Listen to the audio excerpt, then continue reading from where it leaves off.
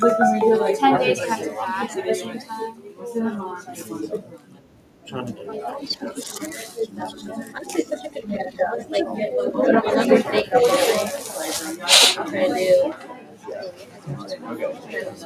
these 9 days of just trying to wake up super early to start the day. It's like so interesting. We have such a good balance. It helps a lot.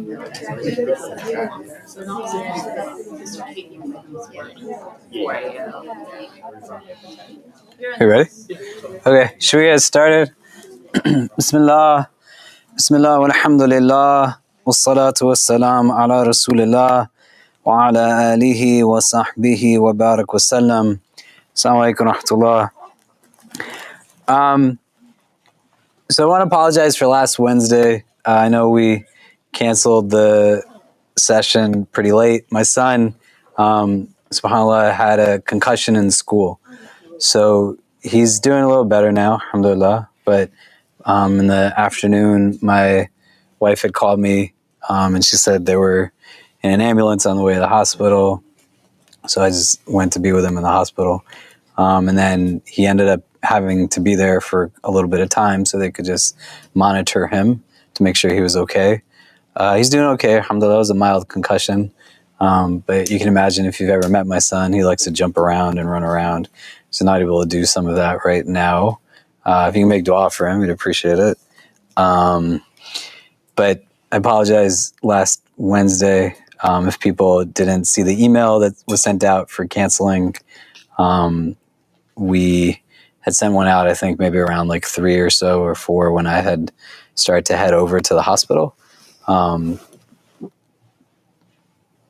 But yeah, just to update people on that as to why that took place. So we are going to pick up kind of where we left off. I don't remember what we talked about 2 weeks ago. I think like I have some idea in terms of kind of where we were wrapping up and some of what we were talking about, the Quraysh's responses to the initial phases of revelation. We've been talking a lot about just the persecution that the early Muslim community experienced. And last time, I think we looked at some particular verses from the Quran, the second verse of Surah Al-Ankabut, the chapter on the spider that talks about like why we're tested and these kinds of things. So today we're going to get into a particular event that takes place now in the midst of a lot of this persecution, where the Prophet, peace be upon him, engages his companions and encourages them to migrate to Abyssinia, what we know as modern-day Ethiopia, to seek sanctuary. And there's 2 migrations that take place. And then Muslims end up staying in Abyssinia well into the establishment of the community in Medina. They're not there that from day one in Medina, like they stop living in Abyssinia, but they're there for a good chunk of time. And we'll talk about that and reflect on like why that's important for a variety of reasons. But we want to get into kind of the crux of what's happening here and what compels this now within the prism of the prophetic biography. For those who haven't been with us, all of these sessions are up online. You can catch up. We've been going through it pretty slowly, talking about the life of the Prophet Muhammad, peace be upon him, and trying to extrapolate lessons for ourselves here. So here now we're at a juncture where, to kind of recap, I mean, people are starting to get abused, boycotted, beaten, even killed. Some of the ways that we said they were dealing with the Quraysh in particular was kind of like verbal assaults of different kinds for people who were coming from more of a non-elite but middle-class kind of setup. There were economic kind of ramifications and consequences to their embraces of Islam. And for those who were coming from the lowest social classes, these were the people who were getting physically harassed and even killed. It's not really so different from a lot of what we see experientially today when people stand up to inequity, to oppression, who it is that kind of gets impacted the most within stratified societies, and how we can continue to kind of draw from that. And these were literally people who are being like persecuted in the deepest levels of persecution. So in the midst of this now, the Prophet, peace be upon him, he tells his companions that they should migrate in particular to Abyssinia, which is not like close to Mecca. And this is 14 centuries ago. So Abyssinia is modern day Ethiopia, right? What I would invite you all to do, like similar to what we do in the Hadith class and even here when we look up verses, if you just Google really quickly, right? Mecca to Ethiopia, like what does that look like to you on a map, distance-wise, the amount of time that it takes, just to kind of get into your head a little bit of what we're going to be talking about, because they leave with nothing. They're persecuted. Do you know what I mean? They don't have a lot that they're going to be able to do. They're not walking the entire way, but part of it, they have to be able to pay to get on boats, to cross bodies of water, to leave from Mecca, to go to East Africa, right? And we want to be able to understand geography, right? Some of us went to school in America, and we know we're the center of everything because that's what American exceptionalism and entitlement, teaches. You could ask most people outside, like, do you know where the places are that we're constantly like bombarding with drones and our policies lead to their destabilization? People don't even know. Like, they couldn't name it on a map, let alone assume that any other kind of cultural identity or experience is something that they should be able to benefit from, like learning about those things. Do you see what I mean? And egocentricity exists in a lot of different ways. The whole idea that we live in a world that is kind of is a globe, right? It's a sphere. It's not flat, right? Right? The world's not flat, guys, right? How can you pinpoint the center of anything in that regard? Do you know? But if somebody claims that they as a nation, they as a country, they as a state are the center of everything and everything revolves around them, it creates a lot of like kind of challenges. I don't know how much people read about like global economics and things, but it's really interesting right now where between America and Saudi Arabia, there's a end point to a deal that was brokered that pegged the American dollar to kind of petrodollars, and an agreement by the Saudis to make purchases through American currencies. Now they're moving away from that and engaging in transactions through various currencies. And this is something that a lot of countries are doing, and it'll heavily impact, the way other countries don't experience overt diminishing of the value of their currency in relation to the dollar, because everything gets pegged in. And over here too, you'll see like a lot of different changes potentially in taxation and mortgages and whatever else. But there's no empire that exists forever, right? And that's just something that history teaches us. But when you're at the center of everything, you believe like everything just revolves around me. You should know how to pronounce the names of people that come from our country, but we don't have to learn how to pronounce the names of people that come from other places. Do you see what I'm saying? Does that make sense? So people have it on their phone. Like, how close is Mecca to Ethiopia? 4,400 kilometers. 858 miles. Oh man, look at that. Yeah. Any other stats people want to throw out? 71 hours. Walking? Driving. 70 days. They didn't have cars back in the day. I hope so. There was no cars back then? What? Yeah. What else? 70 days by walking, 71 hours by driving. Yeah, it's crazy. It's a lot to do. And they're doing it now not as kind of a voluntary, hey, maybe I should go live someplace else now. But they are responding to persecution. I've visited people who have fled genocide and ethnic cleansing it's not an easy experience, to say the least, let alone the experience is not one that you can necessarily just like pack and get ready for. Do you know what I mean? So in this first migration, there's different opinions on how many people actually went. There's some people who would say there was 12 men and 4 women. And there's some who would say there was 11 men and 4 women. But it's 15 or 16 people in the first wave. And then there's a second that again migrate to Abyssinia, like what we know as modern day Ethiopia. And we'll talk about those numbers in a little bit. But their movement is not done with, we want to announce to everybody, hey guys, we're like heading out, in that kind of sense. They had to be able to escape some of this under the radar. When you're dealing with people who are oppressive and abusive, they're in a place where, from the person who engages in domestic violence that should never be validated or tolerated, to oppressive regimes, their dominance is rooted in a desire of control. And so these are people who they've gotten the taste now of persecuting people. They're not trying to let these people just leave and say, hey, it's great, good riddance, but they want to keep them there as much as possible.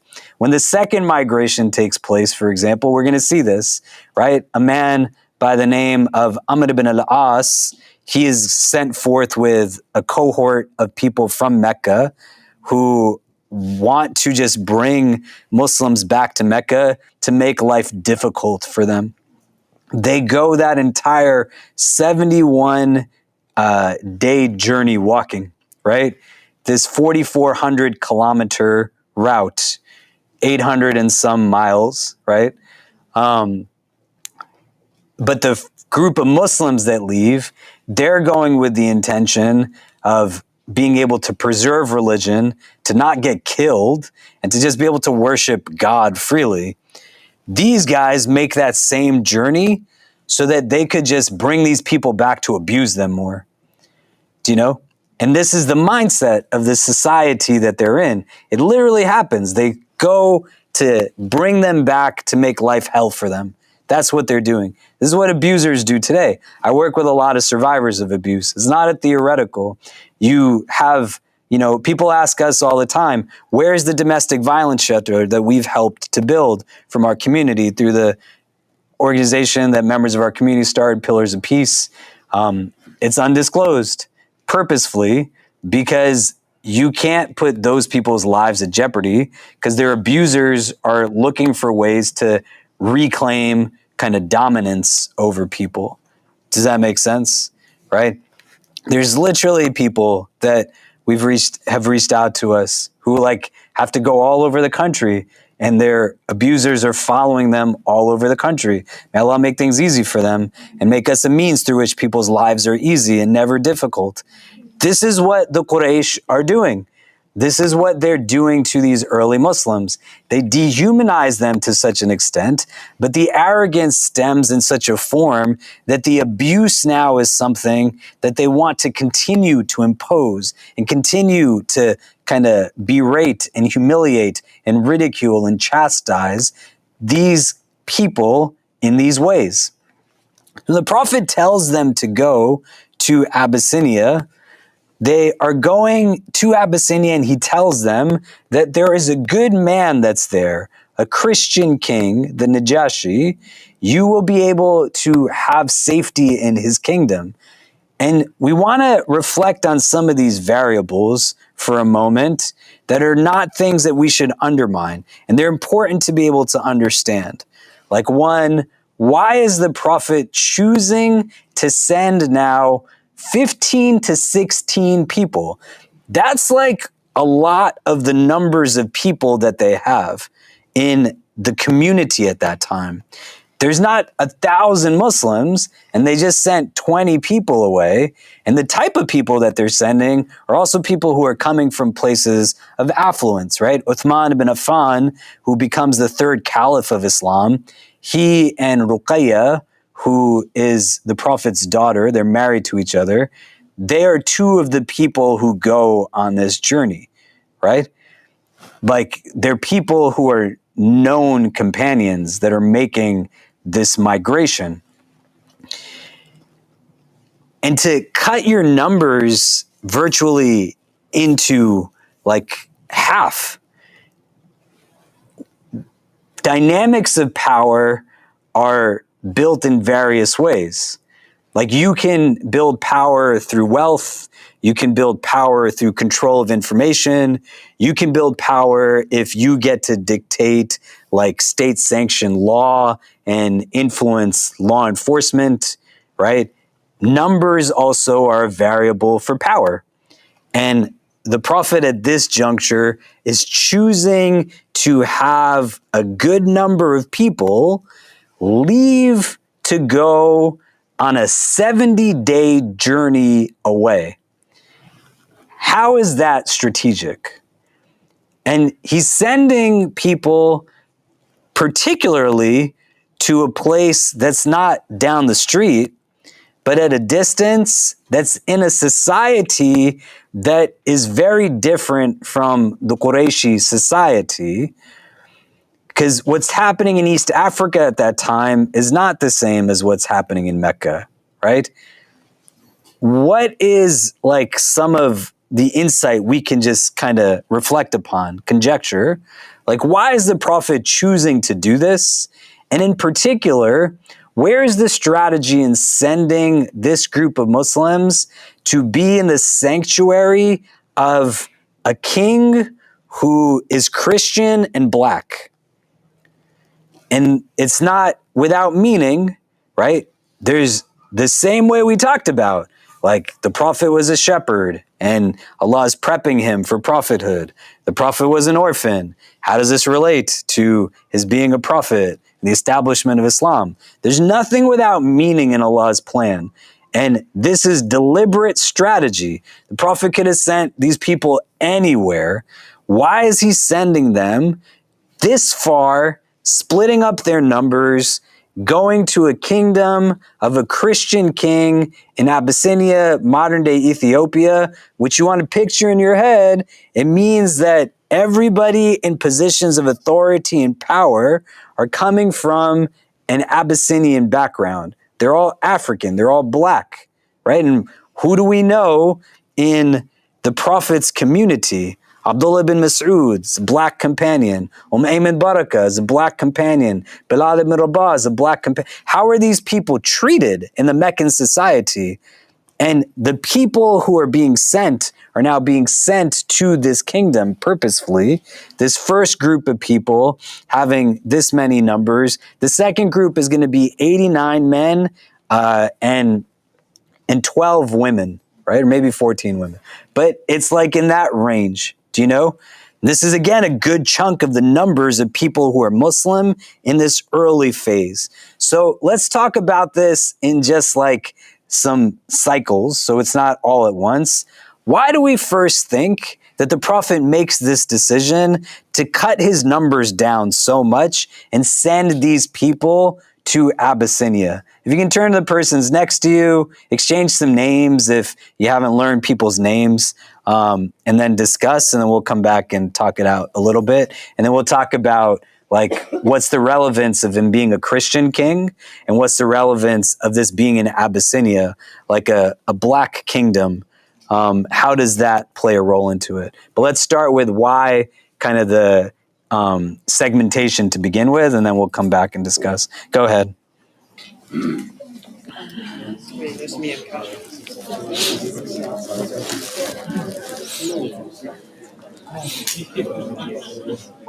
Yeah. You know who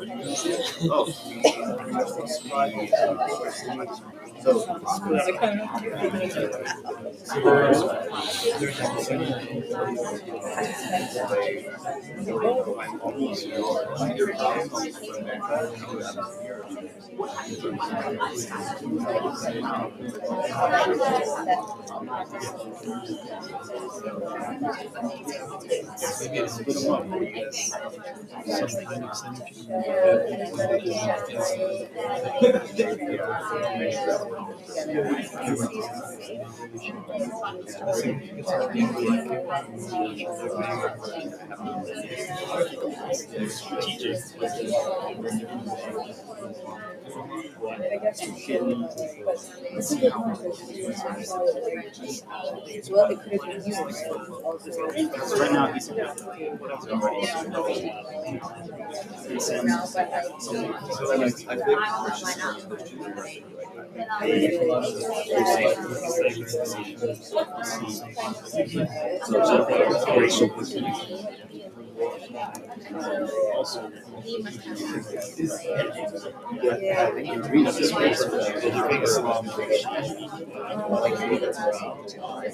exist together.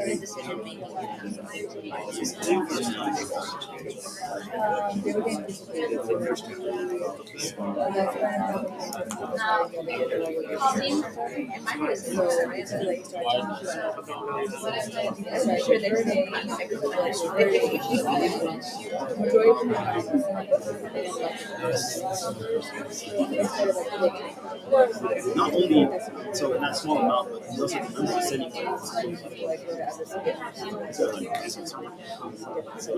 their economic basis. They have people who are talented.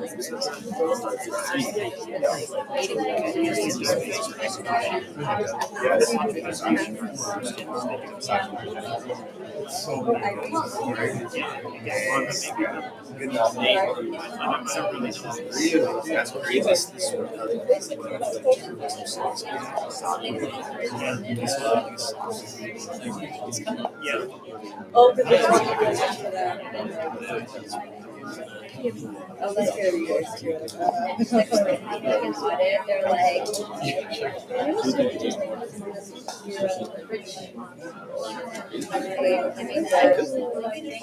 because remember they're facing that economic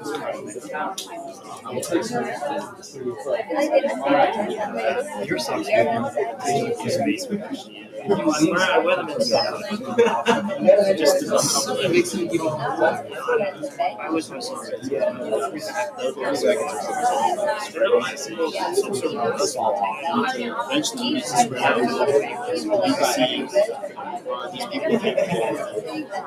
You see these people I only moved out like 2 years ago. I'm like, shit.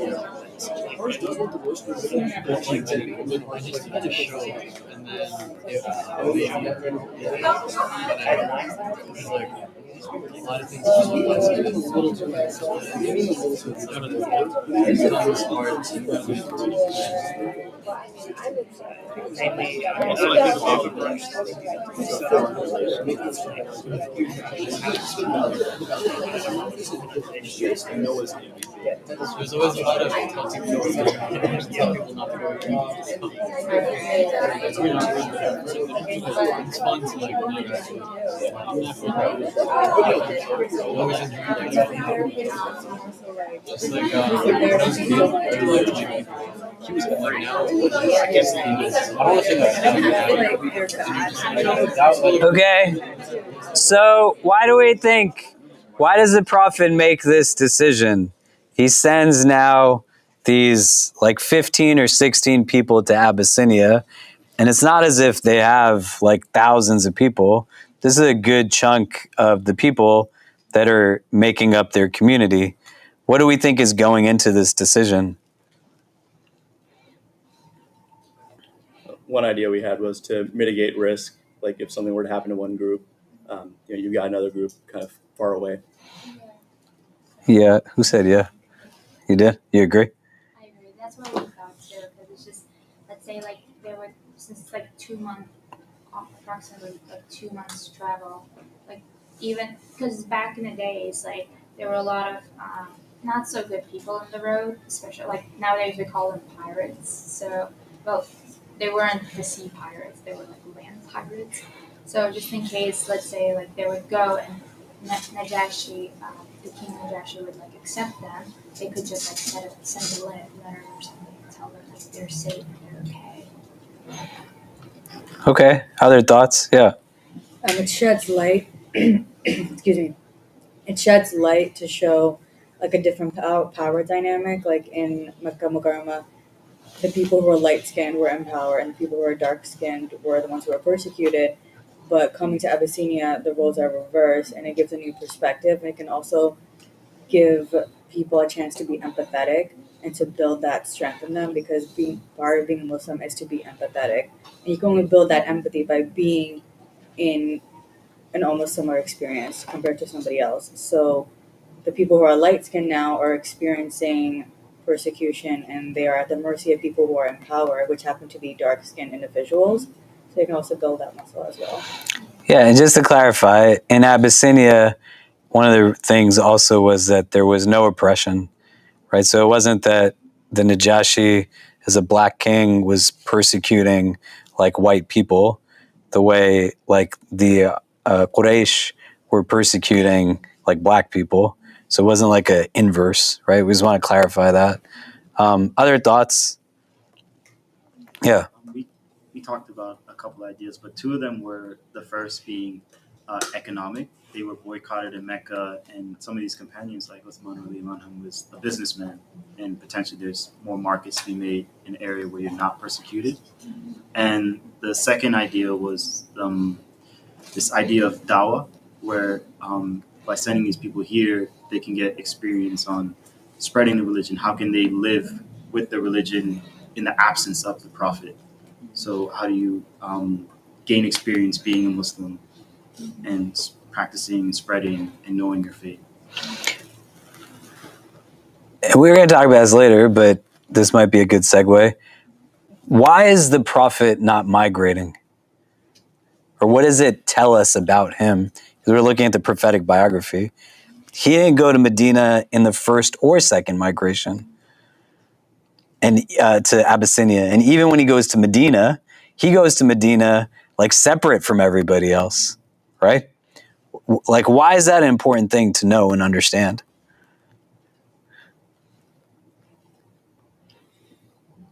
Yeah. I'm guessing he didn't want to abandon people who were still living there, who didn't have the choice to migrate.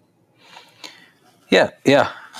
But it sends a message to the Quraysh as well, is that it's essentially courage and just bravery. Like you're not going to push us out. We want to stay here. And I know he and Abu Jahl had like a standoff multiple times, but it sends a message that I'm not going to be chased out from here. And we're here. I'm here. Yeah. And also we have to consider the timeline of this. Like this is like Islam is relatively new, so it is essential for Prophet Muhammad to stay where he was in order to keep it like moral support for these people and continue spreading the message in Mecca as much as he can. But if he's gonna leave, then as she said, like first he's gonna send the wrong message that if like that means like he can be defeated morally, but yeah.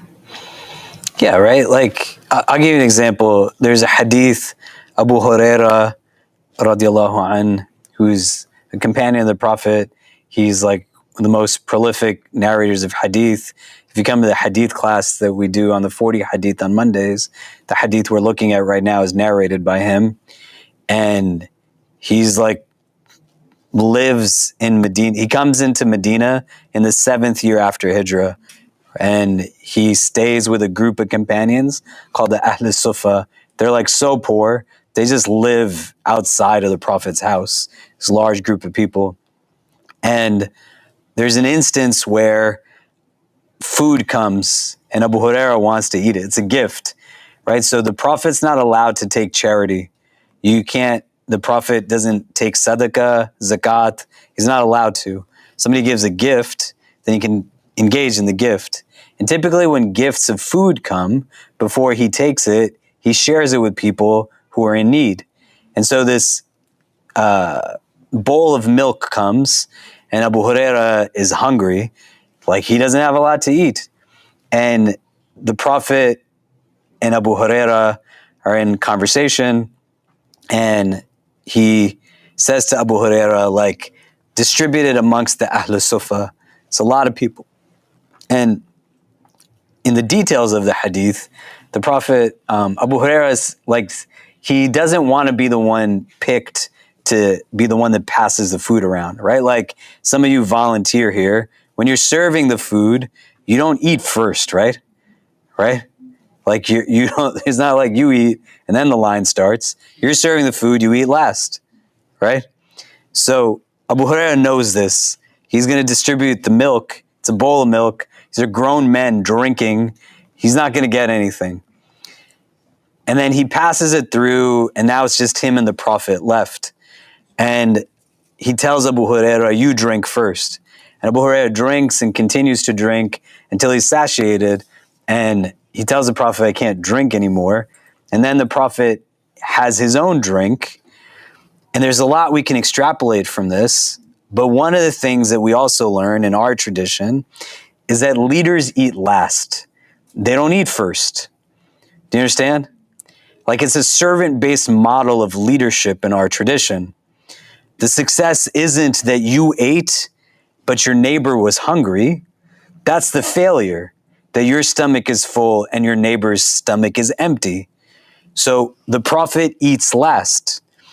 He's not eating first. His sanctuary comes last. He's welcomed in at the city of Medina, but they go to Abyssinia twice, and we'll talk about why either this week or next week. But you want to be able to realize in this group of people that went first and second, it's not even something that comes up. Like, maybe I should go, and thrive in this kingdom. We'll get all of like Abyssinia to convert to Islam and all of this stuff. No, like he stays in the midst of the persecution. That's what leadership is. Do you know what I mean? It's not the model that we have is crazy. Like, you don't have to raise your hand, but there's some of you in this room right now who wake up every day worried that you're going to get fired. Makes zero sense. In economic downturns, the strategy that's implemented, because the only variables that you control in some industries is like labor, right? So the world is going down economically. We should just fire thousands of people, right? Doesn't make any sense. The Prophet sends people to be safe, and that's part of his leadership. Do you see what I mean? Right? And here, he's not in the people who go to Abyssinia. He's not in the people that go the second time to Abyssinia. He's not even in the people who first go to Medina. He goes to Medina after everybody else goes to Medina, right? Leaders eat last in our tradition. It's a servant-based model of leadership. It's not you have the CEO and then there's this big disconnect from the top to the bottom of the structure, and these guys do all the work and this guy makes all the money for doing nothing, right? But there's a sense of how is this person in service of these people? You see what I mean? If your leadership doesn't bring you to that, كُلُّكُمْ رَاعٍ, all of you are shepherds, the Prophet says, right? So you have leadership whether you want it or not. There's people that have that level of interaction with you, and you see like that there's honor in being in that servant-based mode of leadership, right? So the Prophet's not saying like, I'm the last messenger of God, and rationalizing in some way. It's just, you guys go be safe. And in the hadith, he's outlining it, right? That there is going to be an absence of this oppression in this place. So what they're moving away from is oppression in the truest sense of oppression and inequity and injustice. It's not okay what's happening to these people. They have to be able to go to a place where the status quo is not that they are now being treated in a dehumanized manner. They need to go to a place where they are able to practice and worship freely. The people who were sent were not people who were sent because they also were kind of in a state of weakness or incapable in the way somebody might be able to think. How can anybody be in a place where they're able to just adjust to this kind of persecution? Do you see what I mean? So there has to be sensibility here. And in the trade-off, it's we're lessening our numbers, but that means also there's a lesser chance that you guys are all going to die. Like, you're not going to get killed. He doesn't know if he's going to survive himself. And this is like difficult decision making. Why do we think it's important that the kingdom that he sent these people to were of a Christian king and of a black king? Right? Because think about who is existing in the world in this time. Why you want to know history is because if you don't know your history, people will tell you their version of your history to their advantage, not to your advantage.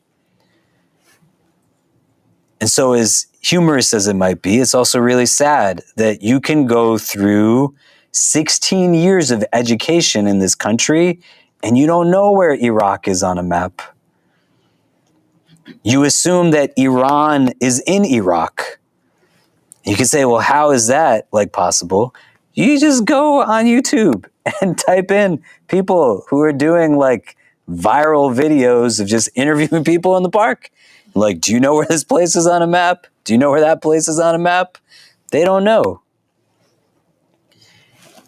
Why is it important that the prophet is sending them to this place purposely? Who else has big empires at this time? The Persians, right? You have Romans. You know, there's not like Mecca and then there's nothing else happening in the world. The rest of the world still exists.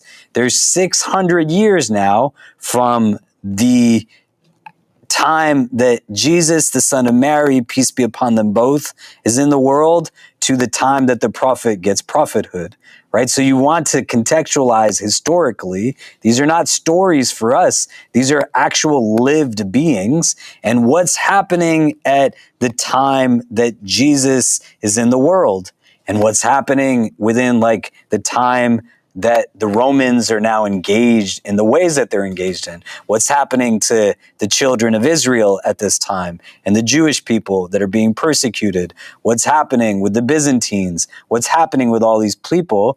And in the midst of all of this, the prophet chooses to send these people to go live in the Christian kingdom of a black kingdom.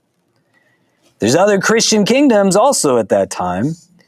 So nuancing the conversation to be able to think about it with a little bit more depth. So you can turn to the persons next to you. Why is this an important part to the decision that the Najashi is in Abyssinia, what we know as modern day Ethiopia? It's far away, so we gotta have some level of strategy to it that he's willing to send these people who have been persecuted and they're now like leaving with not all their belongings, but just what they can essentially carry on a 70-day journey on your Google Maps today. It's going to take a little bit of a time to make this happen, getting from Mecca to Abyssinia. It's not a 2-hour excursion. It's like a long time. So there's got to be something that is the basis of this decision. And the things that we are told are important things for us to be able to draw upon. It wasn't left ambiguous. We just sent them someplace else. Do you know? But they're purposely mentioning that he is an Abyssinian Christian king. Why are these things important? So you can turn to the persons next to you, and then we'll come back and discuss. But go ahead. Maybe at this time are still persecuted religion. So the people that know persecution would be more willing to be accommodated than other people that are persecution. Yeah, that makes sense. I guess the other point is the Christians are monotheistic, closer to Muslims believe that you could simply go east to like India or polytheists like Arabia. Like I guess that'd be less friendly.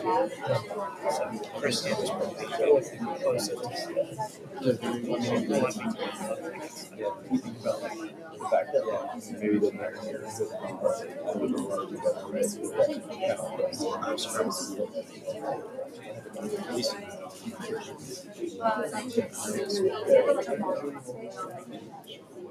And then there's the distance of how far they were from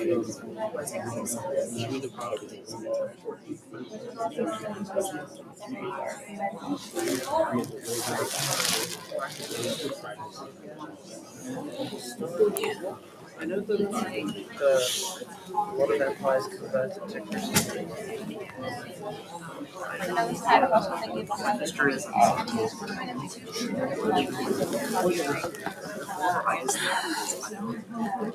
If it was before, then I don't think any Facebook persecution.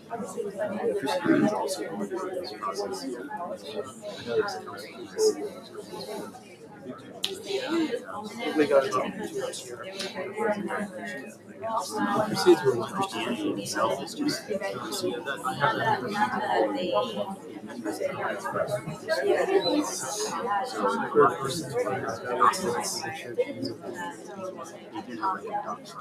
even if they're not being actively persecuted, it's still within their history. but also at the same time, They're definitely closer to it than very persecuted. so maybe the memory of Their version of Christianity. nearby, so maybe they're more close. This particular time. Yeah, right. Palestine. They had actually looked at ancient Canadian history. I'm not sure if colorism is The key for this as well. Also, that would be another layer of obviously, Yemen. definitely doesn't seem to me like it would exist to the extent that it exists. Abyssinia itself. So these are like there's a level of relationship. I have the Yemenis too, like a lot of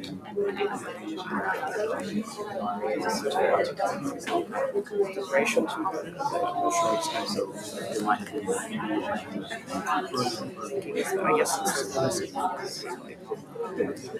Islam for everyone. the version of Christianity, the Abyssinian thing was much Pretty sure that's true, but if that's the message of this religion versus Christianity,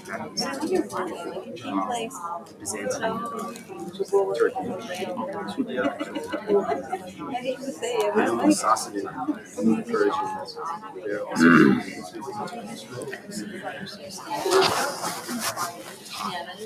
so there is some there. 381 Christianity probably the official version. So if they were being persecuted, it wasn't So in a way, I feel Abyssinia was really. Well, I know that they have the necessary there.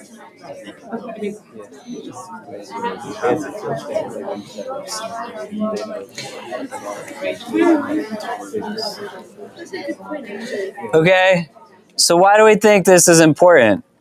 Is it important? You could say it's not, but it is. Like, why? Why is this an important thing? One of the There's- things Yeah, go for it.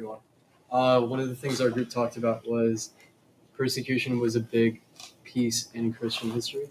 So it was a lot more recent for that people 1400 years ago. So maybe they would be more sympathetic towards a monotheistic group of people who are being persecuted too. Okay. What else? What else do we think?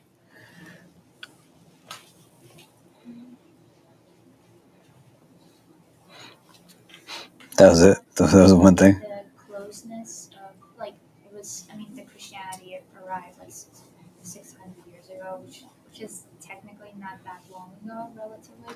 So therefore, like, I know Uthman already that he was one of the people, like, let's say, and I'm pretty sure he was knowledgeable about Islam. So let's say like they would go, these like 2016 people would go, and then they would like give a message from Prophet Muhammad to Najashi. Maybe like Najashi would open up his heart to these people because of the how similar Islam is to Christianity. I mean, 600 years, not so much, but like I'm pretty sure, like this is exception. I don't think like it changed as much from the Old Testament. Maybe I don't know. I could be wrong. Okay, we'll flesh it out a little bit, right? What is the prevailing religious tradition within the Meccan society? Polytheism. And then how does it manifest in terms of just societal implementation, right? Like when we talked about they're bartering, we'll worship your God for a day and ours for a day and yours for a week and ours for a day and yours for a month and ours for a day. Like the actual is egocentricity. Like they're creating something that has a human element of malleability, and what they're kind of going back and forth on is egocentricity versus God centricity. But the theology in and of itself is very different, right? Like you have in the Meccan society the understanding of a polytheistic tradition, and you have in it a understanding that there's no afterlife. This is it. This is just what it is. And that then influences now social norms and customs.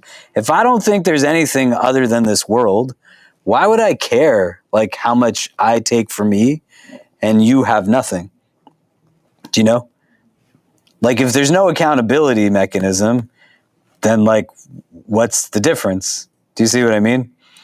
And you can see theologies that get built out that validate now inequity and oppressions, do you know? Prosperity doctrines that claim God's favor is rooted on how much like affluence or wealth you have, right? If God loved you, he would have given it to you. But God loves us, that's why he gave it to us. And how do we understand this in the practical structures of society rooted in anti-Black societies? Well, it's like a bunch of people telling Black people, like, God must not like you so much. That's why you're slaves, do you know? And if he loved you, like, he wouldn't have made you slaves, right? But this is how certain things work. This is why religions, when people say, well, what's the difference? Like all religion, like people are nice and people can be jerks. There's Muslims who are idiots, right? May Allah never make us idiotic people. There's people who are like poor charactered human beings who are Muslim. And if that's you, you should stop doing that. But you should be in a place where you can understand that that's not what any religion owns. No religion owns compassion or love or patience. That just doesn't make any sense. Where religions differ are at the theological levels, right? And the Meccans and the Muslims, they can't see eye to eye in terms of ethics because the theologies that inform the ethics are just coming from distinct, like they're worlds apart. Do you see? The Najashi, being a Christian king, is still able to understand fundamentally a theology. His people are able to understand a theology that also now manifests itself differently than how you understand the manifestation of Christianity in other parts of the world at this time. And then the ethos that's being evoked in the prism of things that there are commonalities, right? We're going to see probably next week when the mushrikeen come into the court of the Najashi to take the Muslims back to Mecca. The Muslims choose Ja'far ibn Abi Talib, who is the brother of Ali ibn Abi Talib, who doesn't migrate because he's still like a kid, right? Ja'far is asked to be the spokesperson of the Muslims, and the Najashi says, like, tell me something about this religion. These Meccans are telling me that you're saying something that's other than our way of being. And Ja'far ibn Abi Talib just recites verses from Surah Al-Maryam, the chapter on Mary, peace be upon her, right? And the narrations tell us that the Negus and his like court, they're left in tears. There's no difference between what they believe and what we believe, right? But there's that commonality that's there. Why is it important that this is a black kingdom?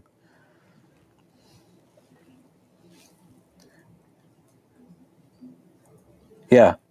Well, from what I've known, Prophet Muhammad ﷺ always had a intentions of. Oh no. It's alive. It's away. It is? Yeah, I saw. It's away. Inshallah khair. Go ahead, please. He had intentions of I'm just giving an example, like marrying a poor man to a rich woman, a rich man to a poor woman, and all that, like vice versa. So in order to create this equity within the society. So what I thought about when I first learned about this hadith is that maybe Prophet Muhammad sallallahu alaihi wasallam, again, we don't know what he knew, what his thought process, but I'm assuming just to normalize, the society, because let's oh wait, I lost the track of the time. It's okay. We could come back to it. Yeah, go ahead. Sorry. I think it's just it's a strategic move to address the anti-blackness that was pervasive in the culture.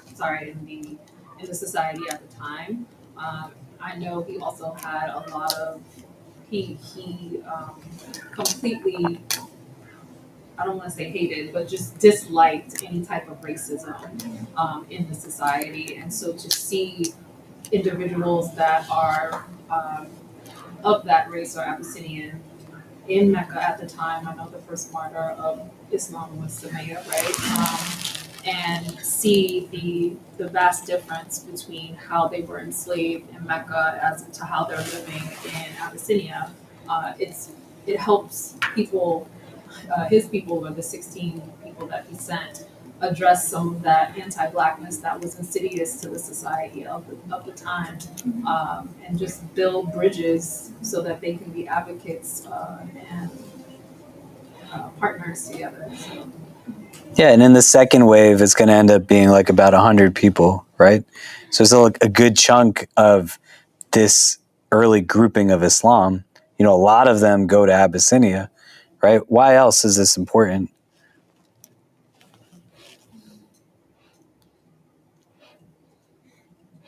I want you to also think about, right, for those of you who grew up with Islam, how come you might have never thought about this before, or no one's ever asked you this? Some of you, it might have been, right?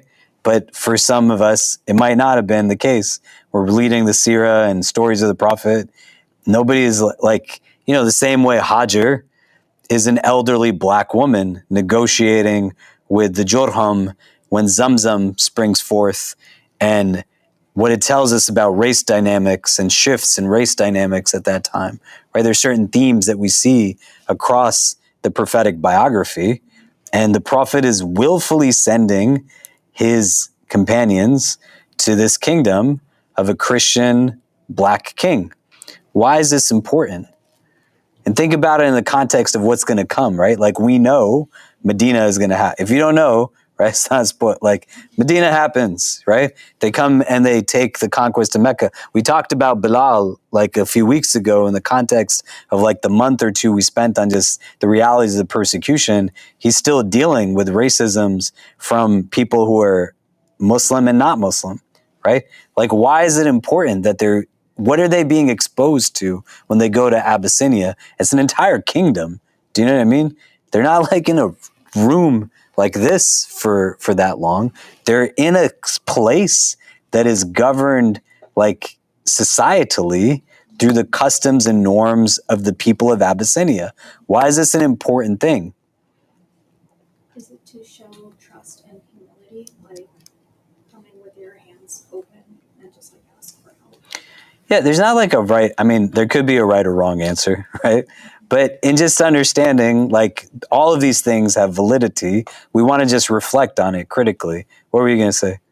I was thinking that in Mecca, the people, like black people were being persecuted. and so were the Muslims. And maybe by sending them to Abyssinia, it was also a way to show them that your race or it doesn't define how society treats you. That you can still be a great king regardless of your race or like it doesn't define oppressors and the way they treat you. Well, let's change the words in the sentence around a little bit, right? To get to the concluding point. Like your race can define you. The idea isn't that race cannot define you, but why are you defining race in a way that a black person cannot be a king? Do you see the difference, right? Think about these people. Think about it yourself. However, if you have gone to like different masjids, women's areas are non-existent, right? You grow up going to a masjid and you don't even see women praying in it, let alone they didn't build a place to pray. How are you going to understand a woman's role in religion?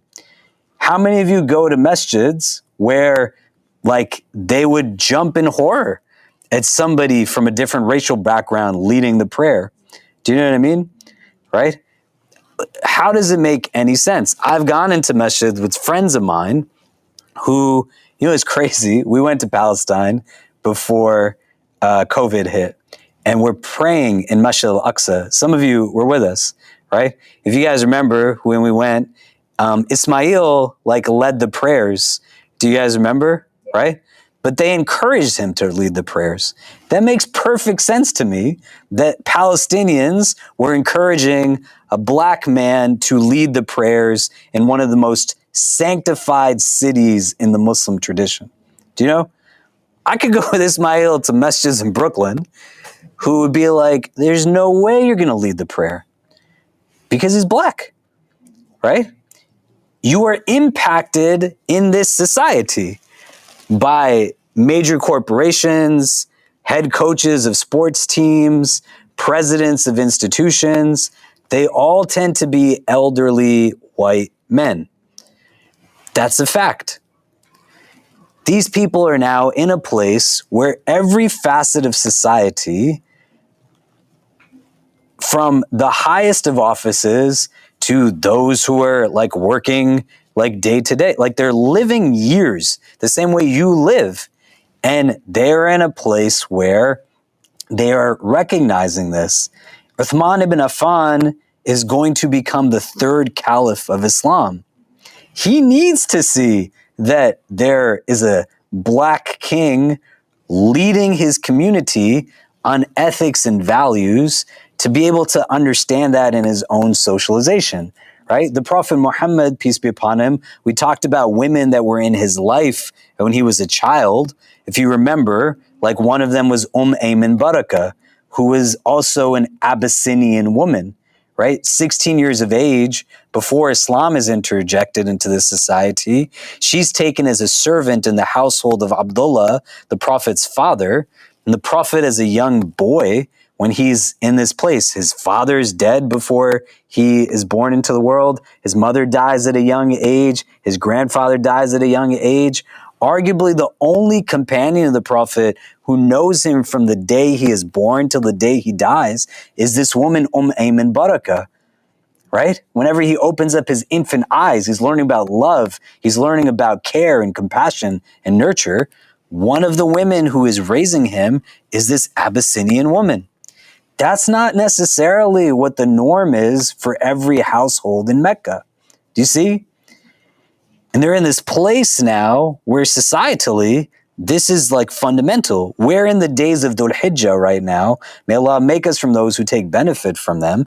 When you read like the last khutbah of the Prophet of God, like his farewell khutbah, that's on the day of Arafah, the 9th of Dhul Hijjah, one of the first things that he says to people is that an Arab does not have superiority over a non-Arab, nor a non-Arab has superiority over an Arab, nor a black over a white, nor a white over a black, except by piety and good actions, right? Taqwa. Inna akramakum indallahi atqakum. That's what it is. Do you know? Why would he say it if it wasn't a problem? And if you read the last sermon of the Prophet, he's highlighting all of these points that you can still extrapolate, like societal ailments, challenges that exist around race, gender, class, wealth, affluence, all kinds of stuff that's embedded in this, right? So here, at a critical juncture, the Prophet is sending to a place of sanctuary, and it shouldn't be something that also escapes us, that of all the empires in the world, he's sending them to a place in Abyssinia. He's not sending them to these other places. Do you see what I mean? Does that make sense? It's not that they don't have an understanding that these places exist, right? Like, we know that there's companions that are coming from all different places and backgrounds. Salman al-Farsi is Salman the Persian, right? Suhaib al-Rumi is white skin, blonde hair, blue eyes. Abu Dhar of the Ghaffar tribe is not of the Quraysh. He's of the Ghaffar. You know, they are merchants. The Prophet, as a young man, was on merchant routes and trades. He's meeting with different people, engaging them. It's not like a let's roll the dice and see what happens. He knows fundamentally how the world functions in these ways, right? And it shouldn't be something that we gloss over. It's an important part in the overall understanding of the prophetic biography. How do dynamics of race impact the prophetic mission? And where do they become shifts in like these types of things? I want you to think about it for yourself, like your local masjids, places that you might have got, right? New York City is a transient city. Do you know what I mean? A lot of you have not come to the Islamic Center since you were born. But you know what's crazy, right? Is that there are actually now kids who have come here since they were born. You know, I don't know where I was the other day, but somebody was telling me, who hadn't seen me in a long time, like when they saw me, they were like, what happened to you? And I was like, what do you mean? They're like, your beard is so white. I was like, this is not a nice conversation. What are you saying, right? But, you know, there's kids that come here now that I saw when they were babies, and they were here when I was 22 years old.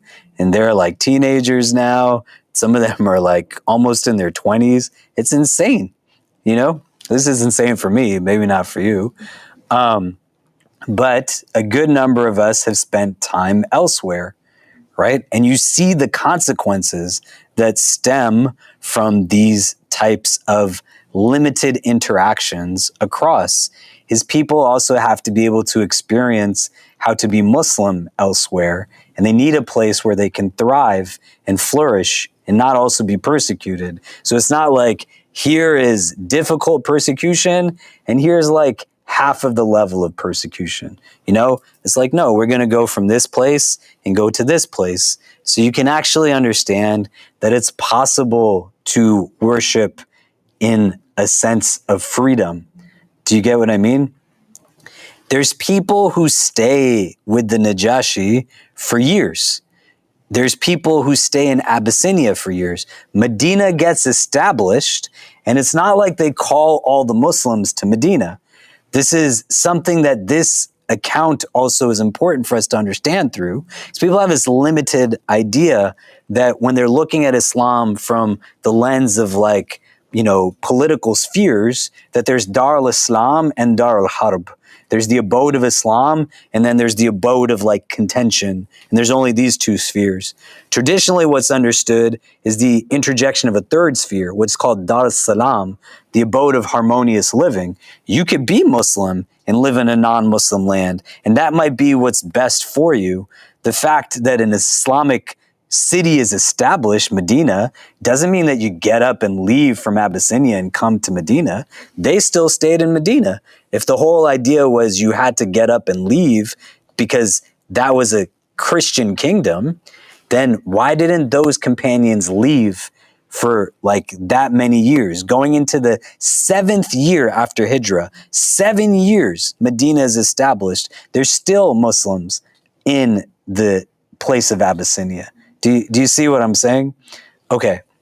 What I'd like for us to do is just take 2 quick minutes. If you can turn the person next to you, what are you taking away from today's conversation? What are some of the things coming up? And then we'll kind of make a couple of quick announcements and then wrap up. The building closes at 8, so that's why we're going to end so people have time to get to some place for Maghrib. But if you just take some time, like what are you taking away from tonight's conversation? And we'll come back and discuss, and then we'll kind of wrap up a bit. But go ahead.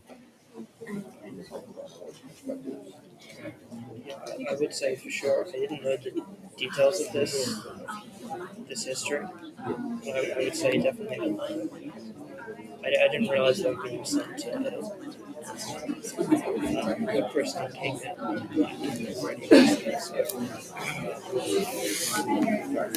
I didn't realize it was right from the start. It was a statement.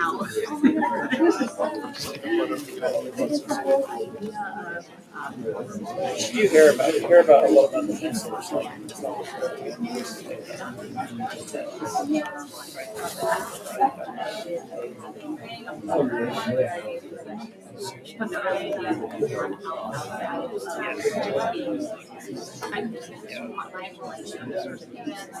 It doesn't make sense.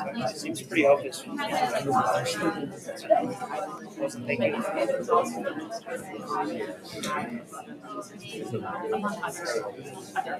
I guess my takeaways is first,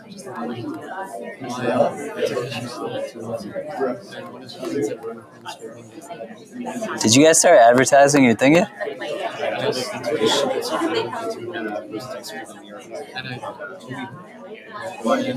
Because we ran into Marwa on the street today.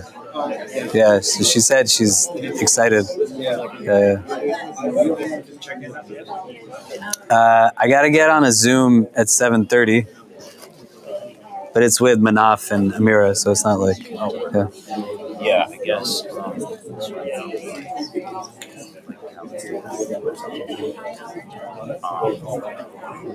Like, so with the SEs,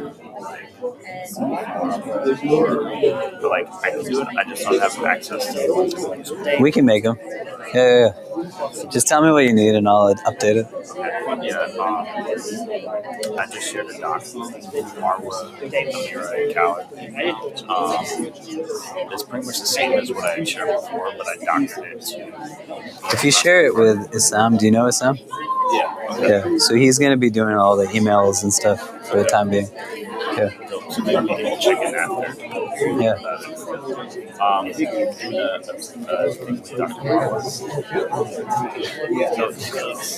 This is. You got a new one? No, this is. We did a surprise this middle schoolers and must give a dance for 8th and 9th period today, so right after lunch. So I actually brought them into the art room, the 6th graders, and I confronted, like, taking an exam, and I gave them the high school AP Arts History exam. Yeah. Which was like, the 6th grader has no business looking at, and they're all confused, and they were super stressed out, and then after 15 minutes, I like ripped up somebody's exam, and was like, I caught you cheating, everybody, we're going to the dean's office. And so I like lined them up and walked them out, and then they walked into the cafeteria, which was just like a massive party with a DJ, and like, everybody got laid, and there were Capri Suns, and party. But then there was one of those things. Let me just wrap up with these guys really quick. Okay. So, what are some of the things we're taking away from today? What are some of the things? Anybody? Maybe we get a couple people before we wrap up. I think just everything had a reason to it, even from like day one of the religion starting. We just thought that was really beautiful.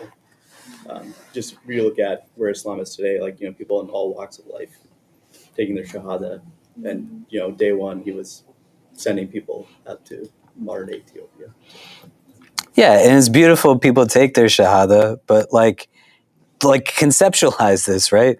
They went on what on your phone is a 70-day walking journey, So you go to be with people to learn their story. You don't have to wait for them to come to you to teach you about them. Do you see what I mean? If you live in New York and you have not experienced a masjid that's different from your own communal experience culturally, that's a problem, right?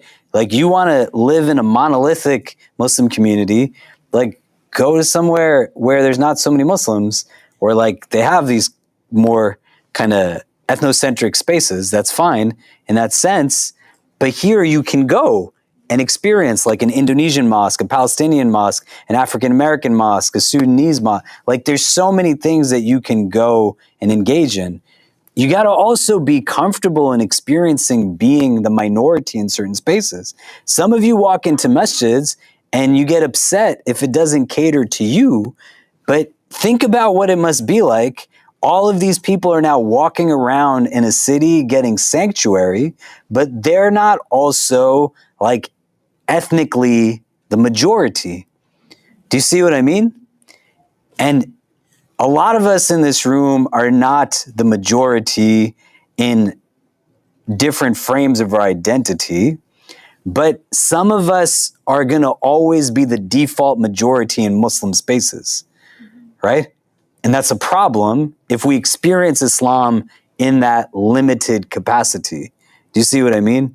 It just gives now a lot of, and then also in the social spaces we function in, the companies we function in, right? Diversity is heavily tokenized. Look at like the way DEI initiatives, like the broader like sphere of it can have merit, but its implementation, you see like the limitations when push comes to shove in the face of now policies that favor again the privileged and the majorities, right? They're going to only allow for it to be to a certain extent, but we don't want everybody's narrative to be shared or told. Do you get what I'm saying?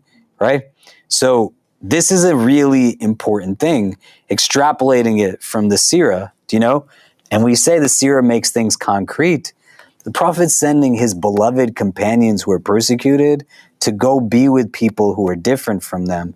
Your families are wrong when they tell you that you can only stay with people that are just like you, right? That's just how it is, and you have to be comfortable with that. It's wrong. Like there's no other way around it. You can't say it's different or, you know, they come from this. It's fundamentally just wrong. It becomes the breeding ground for bigotry, racism, right? You talk about shahadas. It's not like just saying it as a common experience that we acknowledge in a way that's arrogant, but as an objective reality. People like shout when people like enjoy when someone takes their shahada, but then they don't do anything with them. They leave them to be. You can't marry our daughter. Like, why? Do you know? Do you see what I mean? And these parts of the Seerah become important to think about in terms of our own socialization and what we're exposed to and how it creates like myopic perspectives. Do you get what I'm saying? So like a takeaway, go to a different masjid. Like come here, don't stop coming here. We love that you're here, but like go experience other parts of the city. Go experience other communities. Just be present, right? Not with any type of savior complex, not because you're trying to judge and assess anybody, but go and just see like how different Muslims engage Islam through the prism of their identity. And it's not always that it has to cater to me first or my comfort level. Does that make sense? Any other thoughts or takeaways that we're taking from today's conversation? Yeah. Okay. So a few quick things before we wrap up. We're working on getting the building hours changed so we can be here for Maghrib. We were told that inshallah it's going to change. I don't know when it's going to change. It could be like this week, next week, the week after. I don't know. But if that's the case and it happens, inshallah, we'll shift the timing so that we can be here to pray Maghrib together and not have to rush out. So we'll make announcements about that if that's the case. Just look out on the email list. It'll come up. Next Wednesday, we won't be meeting. This is Juneteenth, and the building will be closed, and everything that we're doing won't happen because the building is closed. But we will kind of resume from the Wednesday after. And I think Juneteenth is now a federal holiday, right? So a lot of people won't have work and stuff. So we're trying to think if there's other things we'll do because many people will have the day off. But I don't know what that'll be. If anybody has ideas, things we can encourage people to go to, things that are happening programmatically, event-wise, elsewhere. We just can't host anything here on our campus because the whole campus is going to be shut down. But let us know and if people want to help us plan something, even if it's in relation to Eid or whatever, right? Or, like Juneteenth events or programs that are taking place, let us know. Saturday, we're going to be having iftar here for the day of Arafah on the 10th floor of the building next door. And on Sunday, we're going to be doing Eid prayers and brunch in Washington Square Park. It'd be amazing if you haven't RSVP'd that you do that soon so that we just know how many people are actually coming. Right now, we've had 900 people RSVP. It's just a good number of people, right? But last year, it was a similar trajectory. And like the night before, we had thousands of people sign up for things. Do you know? It's hard to order food for an extra 1,000 people like a day in advance. So if you're going to come, or even if you're not going to come, we'll eat the extra food. Don't worry, right? But it'll be helpful to know if you can tell your friends and others so they're not kind of waiting for I don't know what exactly. And it's also like, with the brunch, if you came after Ramadan and we had the Eid brunch, there was like 5,000-6,000 people in the park. But we had about 3,300 that had RSVP'd, right? So there's a big gap there. Do you know what I mean? It's not like 5 or 10 people. That's almost twice as many people that showed up. And then we ran out of food, right? No one was upset with us, alhamdulillah. But we don't want that to be the case. Do you know? So if you can encourage people to kind of sign up and RSVP, that would be really great as well. We'd love for people to be here for all of those programs. So try to join us. The weather forecast is supposed to be good. Our Shia community is going to be hosting everything a day later. So Sheikh Fiaz will be doing iftar for the day of Arafah on Sunday in this room. And then on Monday morning, we'll be hosting Eid prayers in the 5th floor space of this building. You're more than welcome to come to all of those things too, right? You want to join in, get dinner on Sunday night with everybody. On Monday, come and have brunch again with everyone, be a part of the stuff. It's totally fine. But if you can also just RSVP so we can order so that we're ensuring that everything is kind of where it needs to be number-wise, that would be really great. Okay. Any other things that we need to announce or share with people before we wrap up? Yeah. June 23rd, next spiritual seclusion meetup with Dr. Marwa, Prospect Park. It's a Sunday, 10 a.m. Email, flyer, whatnot will be going out, inshallah. Yeah, and that reminds me, this Friday in Central Park, with our professionals group, we're going to be having a halaqah in the park at 6, I think, till Maghrib time. And we sent out an email about that yesterday, maybe. So try to come to that if you want. I'm going to be leading the halaqah, and we'll have, we'll all pray together in the park at Maghrib time, I think. Or I might just be making stuff up right now. I don't know. But try to come. It'll be a nice day out also. We're going to have lunch after Jummah as well. It's going to be Fried Chicken Friday. So people who aren't fasting, you should definitely stick around and eat. But try your best to fast on the day of Arafah if you can. It's a really important day. And then we'll have a halaqah here before iftar, but we'll also be making dua together as a community for the crux of it. So try to come out for that if you can. Well, Yeah. I think there's rain forecasted for Friday, so will you guys let us know at Jummah if the Central Park thing is still on? Yeah, I didn't know that there was rain for Friday, but I'm supposed to be on a Zoom 10 minutes ago where I'm talking to some of the people organizing it for Eid and other stuff. So I'll bring it up, and then maybe we'll send out an email to update, inshallah. Volunteers for Friday through Sunday?